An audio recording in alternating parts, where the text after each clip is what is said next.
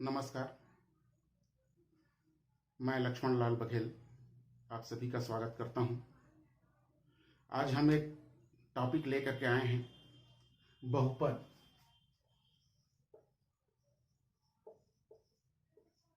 बहुपद इस पर हम चर्चा करेंगे। तो ये बहुपद है क्या? तो बहुपद का जो परिभाषा है वो इस तरह है, किसी बीजीय व्यंजक में अक्षर संख्या या चर संख्या का घातांक पूर्ण संख्या हो तो हम उसे बहुपद कहते हैं। बहुपद कहते हैं। किसी बीजीय व्यंजक में अक्षर संख्या या चर संख्या का घातांक पूर्ण संख्या हो तो हम उस बीजीय व्यंजक को बहुपद कहते हैं। जैसे 5x की घात 2 धन 3। यहां अक्षर जो संख्या है वह x है और x का घातांक यदि देखें, ये यहां 2 है जो पूर्ण संख्या है, इसलिए यह जो व्यंजक है 5x वर्ग धन 3 यह एक बहुपद है। बहुपद के नाम से ही स्पष्ट है कि इसमें एक से अधिक पद होते हैं और पदों को धन का चिन्ह या ऋण का चिन्ह अलग करता है। तो इसमें 2 पद हैं, धन के पहले ये पहला पद और धन के बाद ये दूसरा पद, 2 पद हैं। तो इस तरह का जो बीजीय व्यंजक होगा वो कहलाता है बहुपद। बहुपद में जो गणितीय संक्रियाएं हैं वो करना होता है हमको। तो बहुपद गणित में मुख्यतः 4 संक्रियाएं हैं: जोड़ना, घटाना, गुणा व भाग। इन चारों संक्रियाओं को बहुपद के साथ करना होता है। बहुपद तो बीजीय व्यंजकों को या बहुपद को आप जोड़ना, घटाना और गुणा कक्षा 9वीं में आप पढ़ चुके हैं।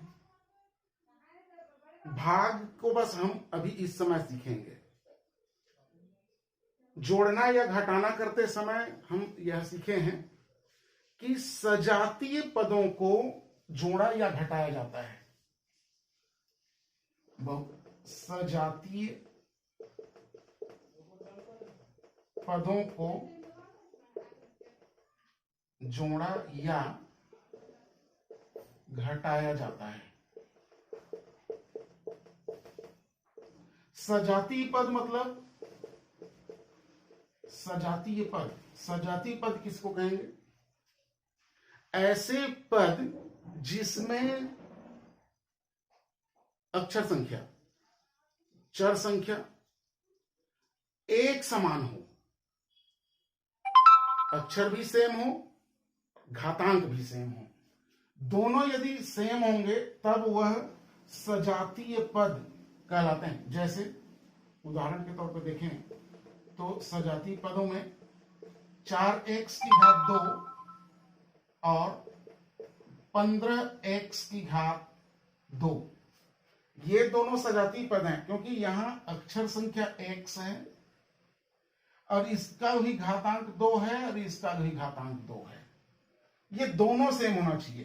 कहने का मतलब ये कि घातांक के साथ अक्षर संख्या बिल्कुल सेम होना चाहिए, एक जैसे होने चाहिए, तब हम उसको सजातीय पद कहेंगे।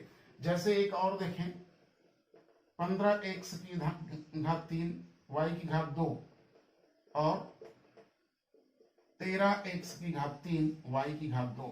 तो यहां पर देखेंगे अक्षर संख्या 2 है, x और y। x की घातांक 3 है, y की घातांक 2 है। सेम ऐसे ही यहां पर भी है, अक्षर संख्या x है, y अक्षर संख्या 2 है। यहाँ x की घात 3 है, यहाँ भी x की घात 3 है, यहाँ y की घात 2 है, यहाँ y की घात 2 है। तो इस तरह के जो पद होते हैं ये सजातीय पद कहलाते हैं, और सजातीय पदों को ही जोड़ा और घटाया जाता है। ये दोनों काम सजातीय पदों के साथ किया जाता है। गुणा में सजातीय पद देखने की आवश्यकता नहीं है। गुणा करेंगे तो अक्षर संख्याओं के जो घातांक हैं वो जुड़ जाते हैं। अक्षर संख्याओं के घातांक जुड़ जाते हैं, समान अक्षर होना चाहिए तब उनके घातांक गुणा करते समय जुड़ेंगे, और असमान अक्षर अगर रहेंगे तो उनको गुणा करने से घातांक जुड़ते नहीं हैं, वो केवल चिन्ह विलोपित हो जाता है। केवल इतना ही है। आप तीनों को पढ़ चुके हैं, जोड़ना, घटाना, गुणा और भाग। अभी हम केवल बहुपदों का भाग इस टॉपिक पर हम चर्चा करेंगे। तो इसमें सबसे पहला आता है एक पदीय बहुपद को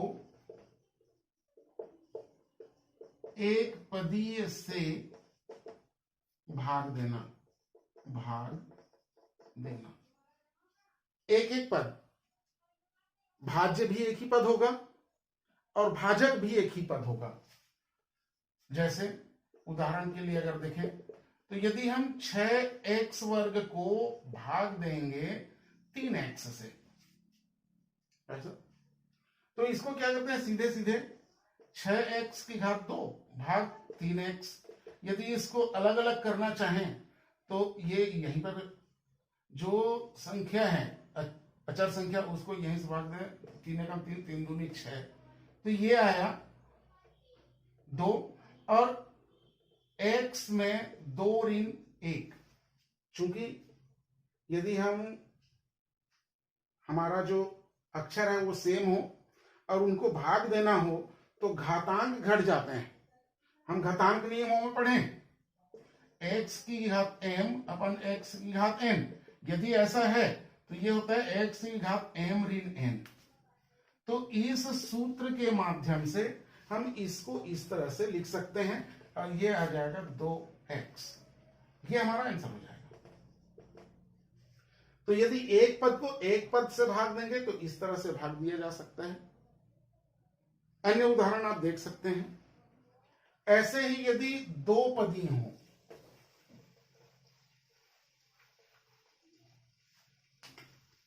दो पदी या बहुपदी, बहुपदी बहुपद को एक पदी से भाग देना। यदि ऐसा कुछ है तो इसको हम इस तरह से लिख सकते हैं। मान लीजिए हमारे पास बहुपद है 2x क्यूब धन 12x धन 6। ये एक बहुपद है, इसको भाग देना है हमको 2x से। यदि इस तरह का है, ये हमारा भाज्य है। भाज्य है, बहुपद है जिसमें 3 पद हैं। ये पहला पद, दूसरा पद, तीसरा पद। 3 पदी बहुपद को हम भाग दे रहे हैं एक पदी से। यदि ऐसा कुछ है तो इसको भी हम सीधे तौर पे हल कर सकते हैं। 2x की घात 3 धन 12x धन 6, इसको भाग दे देंगे 2x से। तो प्रत्येक पद के साथ भाजक को अलग कर लीजिए। ये हो जाएगा 2x क्यूब बटे 2x, फिर ये धन, फिर 12x बटे 2x धन 6 बटे 2x, इस तरह से। तो ये आ जाएगा 2 एकम 2, 2 एकम 2, ये कैंसिल हो जाएगा, और ये हो जाएगा x की घात 3 ऋण 1 धन, यहां पर हो जाएगा 2 एकम 2, 2 छक्के 12, तो 6 x की घात 1 ऋण 1, और धन यहां पर हो जाएगा 2 एकम 2, 2 तिया 6, तो ये 3 बटे x। ये हमारा हो जाएगा x की घात 2 धन 6 धन 3 बटे x। ये हमारा आंसर हो जाएगा। ये तो इस तरह से हम इसको भाग दे सकते हैं। अब है बहुपद को बहुपद से भाग देना।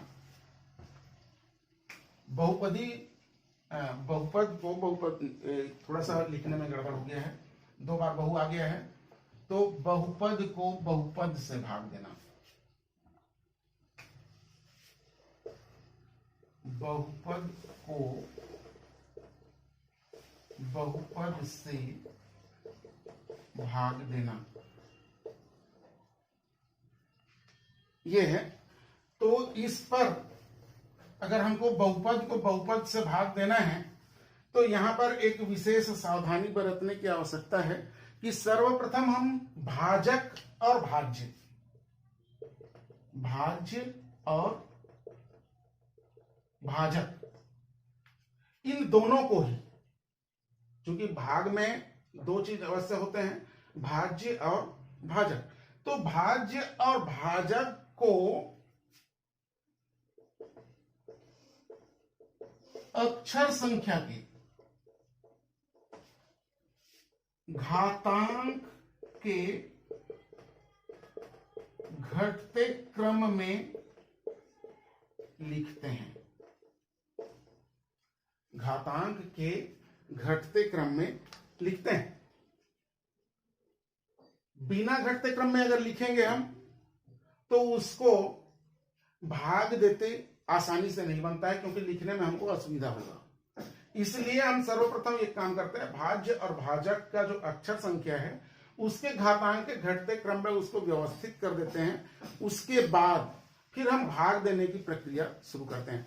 हम यहां पर उसी तरह से भाग देंगे जिस तरह से हम अचर संख्याओं को भाग देते हैं। अचर संख्याओं को कैसे भाग देते हैं हम, जैसे मान लीजिए 24 को भाग देना है 4 से, तो 24 भाग 4, और 4 का पहाड़ा पढ़ते हैं, 4 छक्के 24, घटा देते हैं 0।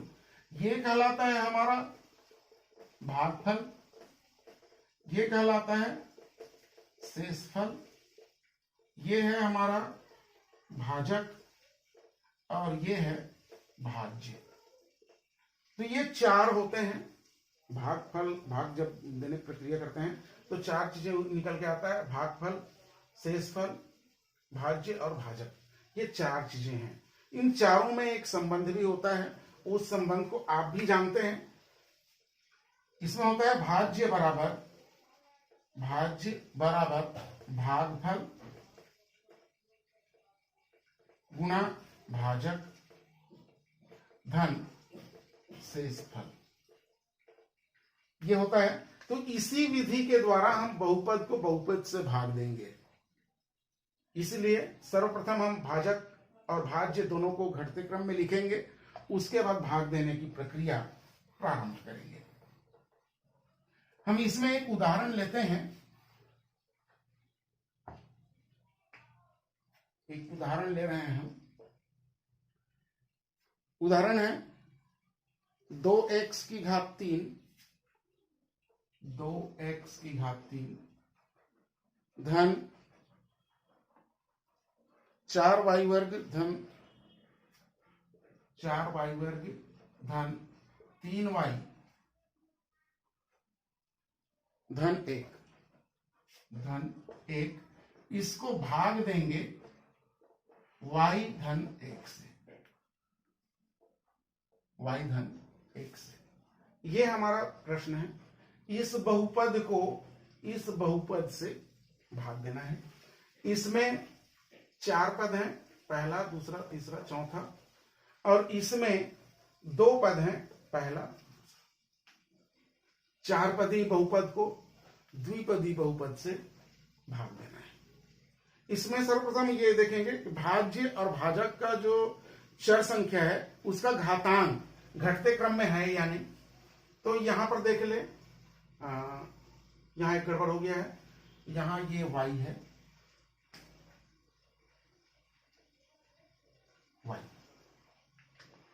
y के घातांक को देखें तो यहां 3 है, यहां 2 है, यहां 1 है, यहां 0 है, यहां 1 है, यहां 0 है। तो ये घटते क्रम में पहले से है। यदि घटते क्रम में पहले से हो तो उसको चेंज करने की जरूरत नहीं है, हम सीधे भाग कर सकते हैं।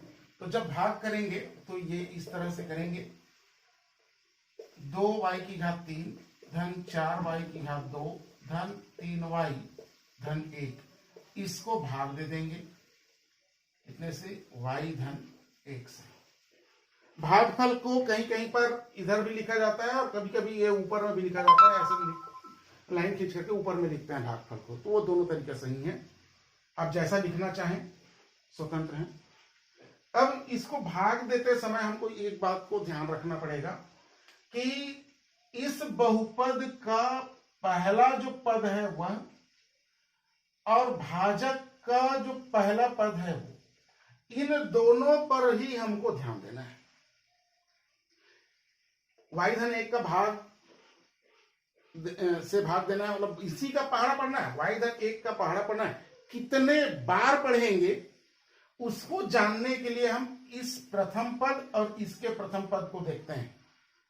इसमें हम ये कर सकते हैं कि इसका जो प्रथम पद है उसको इसके प्रथम पद से भाग दे देते हैं, क्योंकि हमको मालूम है कि एक पदी जो व्यंजक है उसका एक पद से यदि भाग देना हो तो हम आसानी के साथ भाग दे लेते हैं।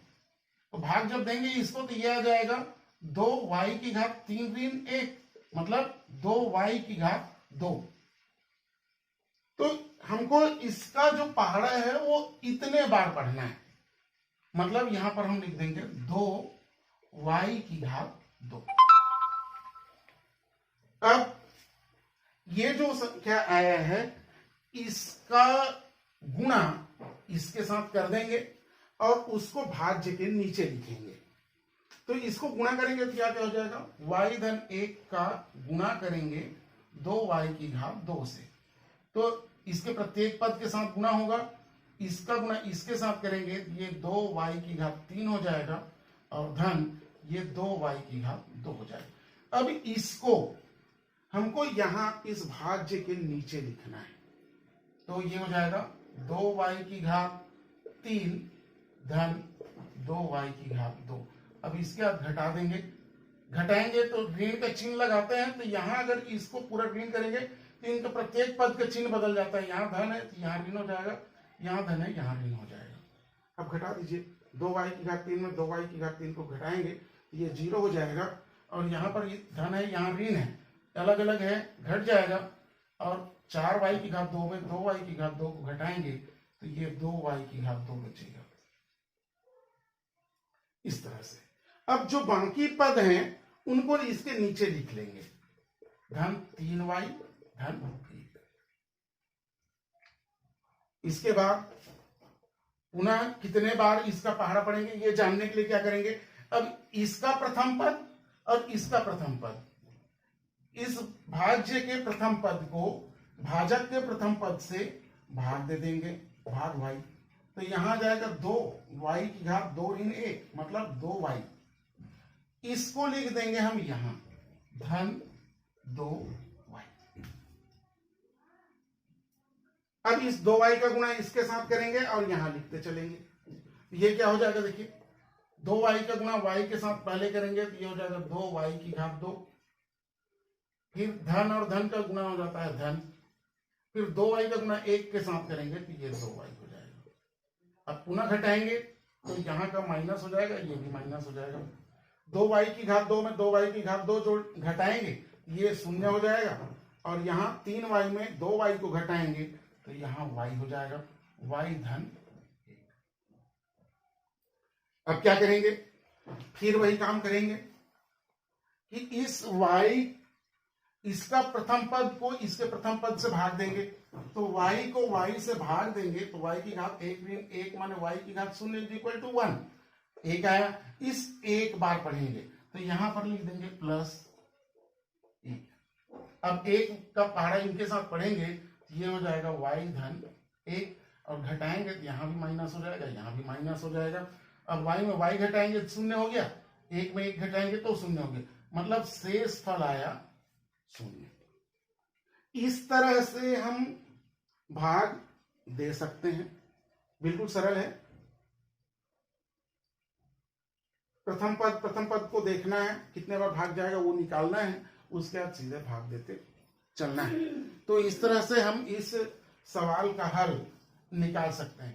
आइए एक दूसरा उदाहरण देखते हैं। इस बहुपद को इससे भाग देना है।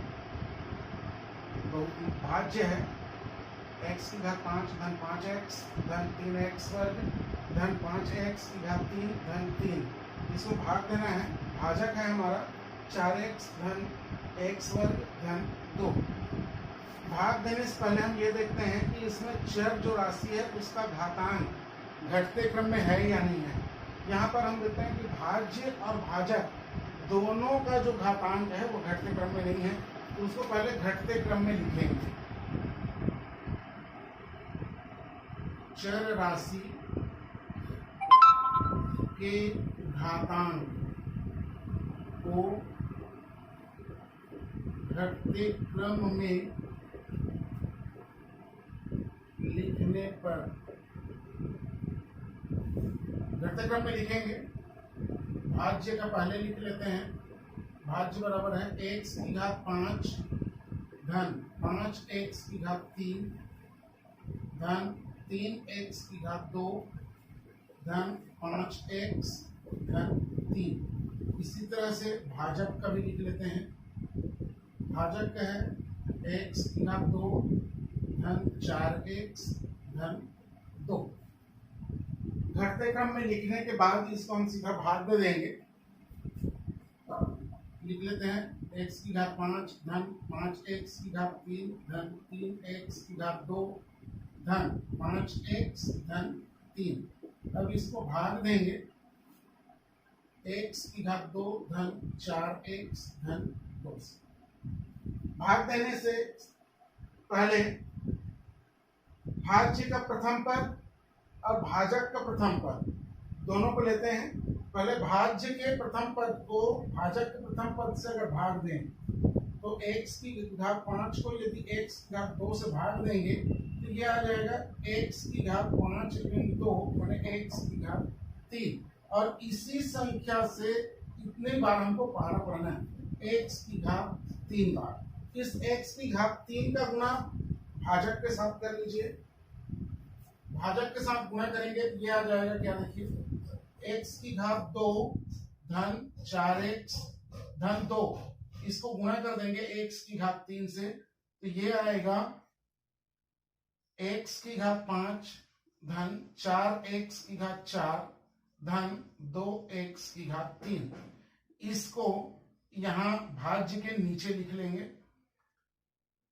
ध्यान ये रखिएगा कि यहां पर भी सजाती पद के नीचे सजाती पद को लिखना है, नहीं फिर हमको घटाते समय थोड़ा सा असुविधा होगा, इसलिए हम इसको उसी तरह से लिखेंगे।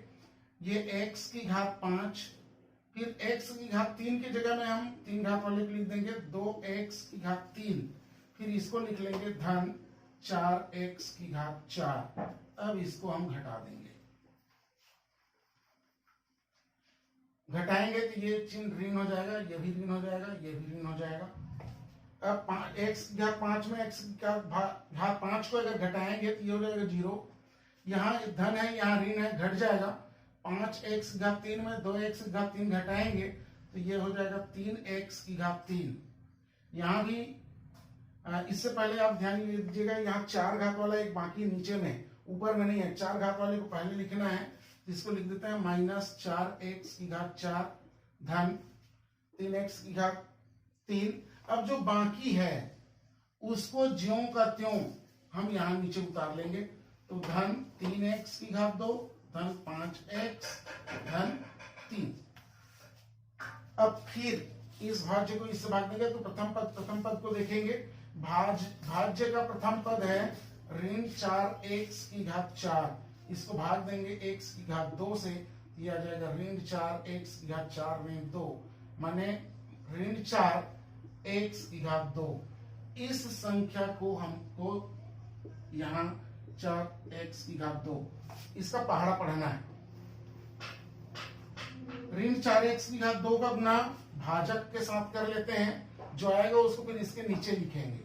तो ये हो जाएगा x की घात 2 धन 4x धन 2 गुणा ऋण 4x की घात 2। गुणा करेंगे तो ये आ जाएगा ऋण 4 x की घात 4 ऋण 16 x की घात 3 ऋण 2 इसको इस भाज्य के नीचे लिख लेंगे।